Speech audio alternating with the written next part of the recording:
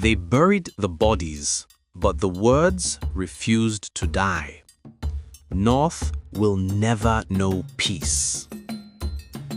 October 7th, 1967. The Nigerian Civil War was only 3 months old. In Asaba, a quiet town on the west bank of the Niger River, people were not part of Biafra. They were in the Midwestern region and wanted to stay Nigerian.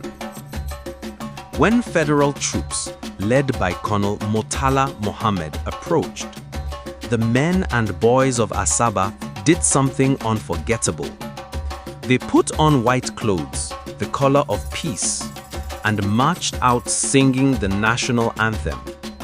They carried signs that read, "We are Nigerians," and waved palm branches to welcome the soldiers. The soldiers opened fire.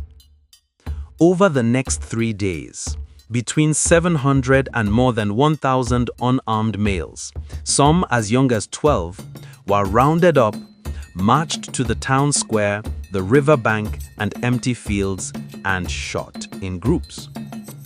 Women and girls were left alive to bury the dead and to remember. Why did it happen? The roots go back to 1966. A coup by mostly Igbo officers killed northern leaders. Months later, a counter-coup and pogroms in the north killed tens of thousands of Igbo civilians. When the East seceded as Biafra in May 1967, fear and revenge filled the air. To many northern soldiers, every Igbo face looked like the enemy, even in a town that had never joined Biafra. As the bodies were buried in shallow graves along the Niger River, survivors and widows gathered and spoke the words that became known as the Curse of Asaba. North will never know peace. The war ended in January 1970 with the famous phrase, "No victor, no vanquished." But in Asaba, entire families had vanished. Women became heads of households overnight. Children grew up without fathers, uncles, or elder brothers. Every October 7th since then, the town remembers. Today, 58 years later, the pain is still fresh.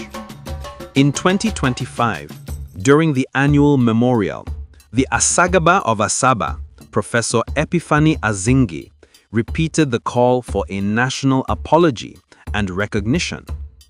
So far, there has been silence from Abuja. Farmer-herder clashes, banditry, and separatist agitation continue to take lives in northern and central Nigeria. Many in Asaba quietly ask, is the curse still working? One thing is certain. Until Nigeria confronts what happened on those 3 days in October 1967, the wounds of Asaba will keep speaking, and the country will keep listening the hard way. If you want to understand today's Nigeria, start here, with a town that only wanted to be welcomed home. Like, subscribe, and tell us in the comments, which forgotten Nigerian story should we tell next? Thank you for watching.